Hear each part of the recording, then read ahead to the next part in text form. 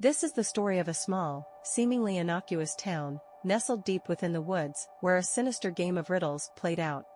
I first heard whispers of this town while researching local legends. It was said to be a place where peculiar events had become an unsettling norm. People who entered the town never left, at least not in the way they once were.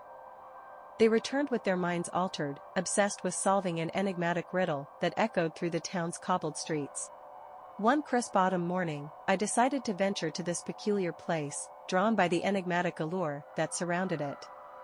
The sun cast long shadows through the dense forest as I approached the town, the air growing cooler with each step. The town was nestled in a valley, its quaint cottages and cobblestone pathways seemingly innocent.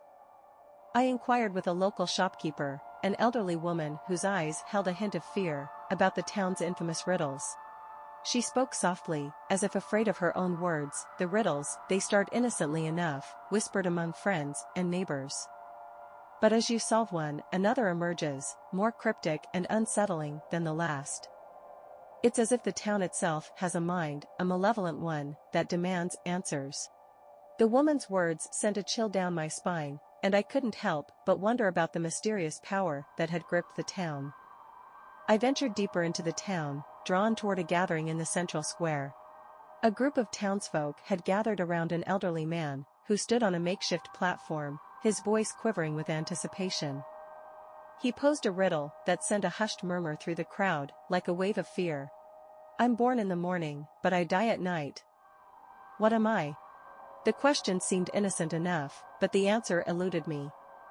The townsfolk, however, were not deterred. They whispered amongst themselves, their eyes alight with a strange zeal, as they contemplated the riddle. As I mingled with the crowd, I overheard a conversation that sent a shiver down my spine. A young woman spoke in hushed tones to her companion, "The riddles, they change you. They consume your thoughts, making you forget everything else. You can't escape them." I couldn't help but approach the young woman and ask, "What do you mean, they change you?" She turned to me with haunted eyes. "The more riddles you solve, the more you're drawn into this nightmare. It's as if the town's enigma becomes a part of your very being, and you can't escape it." My curiosity grew, and I couldn't resist attempting to solve the riddle. "I'm born in the morning, but I die at night. What am I?" The answer, it turned out, was a candle. The crowd erupted in applause, and the elderly man who had posed the riddle smiled, his eyes gleaming with an unsettling delight. The town's obsession with riddles became evident as I delved deeper into its secrets. The townsfolk had formed a strange society, one where the pursuit of answers to cryptic questions had become their sole purpose. The riddles grew increasingly eerie and unsettling. "I'm always with you, but can never be seen. What am I?" "A shadow," they answered. "I have keys, but open no locks." "What am I?" "A piano," they replied. The riddles twisted the mind, their answers leading to more questions, a relentless cycle that consumed those who ventured into the town. I couldn't help but wonder about the source of this enigmatic power that held the town in its grip. The townsfolk spoke of an ancient book, a tome of riddles said to be hidden in a chamber beneath the town. It was rumored to be the key to the town's curse, and many had ventured in search of it, never to return. One evening, I decided to seek out this chamber, driven by a burning desire to uncover the truth.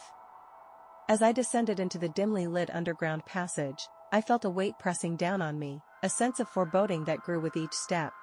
In the depths of the chamber, I discovered a room shrouded in darkness, the walls lined with dusty shelves. And there, on an ornate pedestal, sat the ancient Book of Riddles. It was bound in tattered leather, its pages yellowed with age. As I opened the book, a chill coursed through me. The riddles it contained were unlike any I had encountered before, each more cryptic and sinister than the last. It was as if the very words on the page held a malevolent power. I began to read one aloud, unable to resist its pull. "I am the darkness that lurks within, the whispered secrets you dare not speak. What am I?"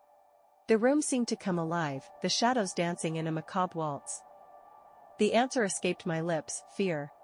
A low, eerie chuckle filled the chamber, and the darkness seemed to close in around me. The room grew colder, and I could feel the presence of something unseen, something malevolent. A voice, cold as ice, whispered in my ear, "You have solved the riddle, but now you too are bound by the curse." The room filled with an otherworldly light, and I felt myself being pulled into the enigmatic abyss of the town's riddles. I was no longer an observer, but a participant, a pawn in the town's malevolent game. The townsfolk gathered around the chamber, their eyes filled with a sinister glee. They chanted the riddle, their voices growing louder, drowning out my thoughts. I was trapped, caught in a never-ending cycle of questions and answers, my mind consumed by the riddles. As the darkness closed in around me, I realized that I had become a part of the town's enigmatic legacy, forever bound to the curse of the riddles. The town itself seemed to come alive, its cobbled streets pulsating with an eerie energy. I was no longer myself, I had been transformed into a mere vessel for the town's malevolent enigma. The riddles had taken hold of my very being, and the town's curse was now intertwined with my own existence. The townsfolk, their faces twisted with a sinister delight, continued to chant the riddle, their voices like a haunting chorus. The walls of the chamber seemed to close in on me, and the shadows stretched and contorted, as if they had come to life. I tried to resist, to escape the relentless cycle of questions and answers, but the riddles had claimed me. My thoughts were no longer my own, they were entangled with the town's enigmatic power. I could feel the answers to the riddles lurking just beneath the surface of my mind, waiting to be revealed. The riddle that had ensnared me echoed in the chamber, its words reverberating like a haunting refrain. "I am the darkness that lurks within, the whispered secrets you dare not speak." What am I? The answer was clear: fear. The moment the word left my lips, the chamber erupted in a deafening cacophony of laughter. The townsfolk celebrated my submission to the town's curse, their laughter like a discordant symphony of madness. The room grew darker, the shadows coiling around me, their tendrils creeping closer.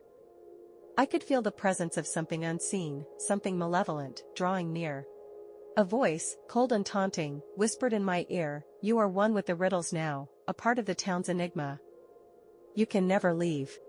The chamber seemed to spin, and I felt myself being pulled deeper into the town's curse. The world around me twisted and distorted, and I found myself standing in the town square once more, the townsfolk still gathered around, their eyes fixed on me with a malevolent glee. The elderly man who had posed the riddle stepped forward, his voice dripping with satisfaction. "Welcome to the town, dear traveler, where the riddles never end." As the crowd continued to chant the enigmatic refrain, I realized that I was trapped in a never-ending cycle of questions and answers, a prisoner of the town's malevolent game. The riddles had become my reality, and the town itself had become a nightmarish labyrinth. With each riddle I solved, the darkness grew more oppressive, and the town's enigma tightened its grip. I could feel my own identity slipping away, as if I were becoming an extension of the town's curse. The riddles grew more cryptic, their answers leading to further questions, a relentless descent into madness. "I am the one who watches from the shadows, the unseen presence that haunts your dreams."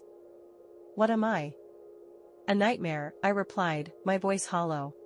The room seemed to close in on me, and the townsfolk's laughter echoed in the chamber, a tormenting symphony of madness. I had become a prisoner of the town's curse, a puppet in a sinister game of riddles. Days turned into weeks, and the enigma of the town became my only reality. The cobbled streets, once so charming, now seemed to twist and writhe, their cobbles shifting beneath my feet. The houses loomed like malevolent sentinels, their windows gazing at me with a sinister intent. I could feel the presence of the townsfolk, their eyes following my every move. They had become a part of the town's malevolent force, their very beings entangled with the curse of the riddles. One evening, as the darkness settled over the town, I stumbled upon a hidden room deep within the underground chamber. It was a place of ancient manuscripts, each filled with riddles more enigmatic and unsettling than the last. I realized that the answers to the town's curse were buried within these tomes, and I began to pore over the manuscripts, my mind consumed by the cryptic words. The answers, it seemed, were scattered throughout the texts, waiting to be deciphered. As I delved deeper into the riddles, I could feel the town's malevolent force growing stronger. The very air seemed to vibrate with an eerie energy, as if the town itself were a living, breathing entity. I became obsessed with solving the riddles, with unraveling the town's enigma. But with each answer I uncovered, the questions multiplied, and the town's curse seemed to tighten its grip. The townsfolk, once familiar faces, had become grotesque caricatures of themselves, their eyes vacant, their laughter tinged with madness. They whispered among themselves, their voices a haunting chorus that echoed through the town's twisted streets. I could feel the enigmatic power of the town seeping into my very soul, like a darkness that could not be escaped. The riddles had become a part of me, and I was forever bound to the town's curse. One fateful night, I ventured deep into the underground chamber, determined to uncover the final answers to the town's enigma. The manuscripts whispered to me, their words filled with an unsettling power, and I could feel the presence of the townsfolk, their eyes fixed on me with an eerie intent. I reached the heart of the chamber, where an ancient book lay open, its pages filled with the most cryptic riddles of all. The answers, it seemed, were within my grasp, waiting to be revealed. As I read one of the riddles aloud, the room seemed to come alive, the shadows swirling like a malevolent storm. I am the abyss that stares back at you, the emptiness that consumes your soul. What am I? The answer eluded me, and I felt a sense of desperation washing over me. The townsfolk, their voices rising in a haunting chorus, chanted the riddle, their eyes fixed on me with an eerie intensity. The room grew colder, and the darkness closed in around me. The voice, cold and taunting, whispered in my ear, "Dare to reveal the final answer." I hesitated, the weight of the town's curse pressing down on me. With a heavy heart, I whispered the answer, "The void." The moment the word left my lips, the room erupted in an otherworldly light, and I felt myself being pulled deeper into the town's enigma. The very ground seemed to shift beneath me, and I was transported to the town square, the townsfolk still gathered around, their eyes fixed on me with a malevolent glee. The elderly man who had posed the riddle stepped forward, his voice dripping with satisfaction. "You have solved the final riddle, dear traveler, and now you are one with the town's curse." As the crowd continued to chant the enigmatic refrain, I realized that I was trapped in a never-ending cycle of questions and answers, a prisoner of the town's malevolent game. The enigma of the town had become my only reality, and I had become a mere vessel for its malevolent power. The cobbled streets twisted and writhed, the houses loomed like grotesque sentinels, and the townsfolk, their faces contorted with madness, were now a part of the town's curse. And so, my dear listeners, I leave you with this harrowing tale, a warning of the insidious power of enigmas and the darkness that may lurk just beneath the surface of the world. The riddles of the town had ensnared me, and I was forever lost in their malevolent depths. As you lay your head down to rest tonight, consider the enigmas that may haunt your dreams, the questions that may lead you into a nightmare from which there is no escape. Sleep well, my friends, but beware the riddles that may consume your very soul.